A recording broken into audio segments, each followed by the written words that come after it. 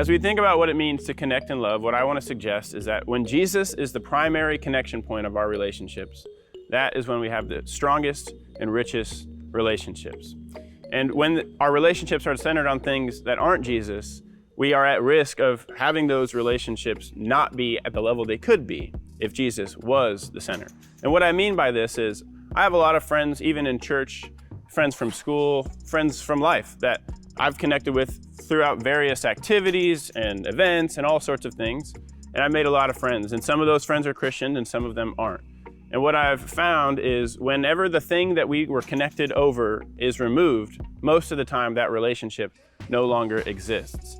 But the relationships I have that are centered on Christ, rather than our mutual interest or even dislikes, whatever it may be, life experience, challenges, life stage, when it's centered on Jesus, those relationships persevere. I want to take a look really quickly at a passage of Jesus in Matthew chapter 5 and verse 43. And you may have heard it before. Jesus says this, "You have heard that it was said, 'You shall love your neighbor and hate your enemy.' But I say to you, love your enemies and pray for those who persecute you." This is a hard passage. And as I've thought about this concept of Jesus being the center of a relationship, what I think about when I read this passage is that it's only when Jesus is the center of the relationship that you can connect with an enemy. And what I mean by that is, here he says, pray for those who persecute you.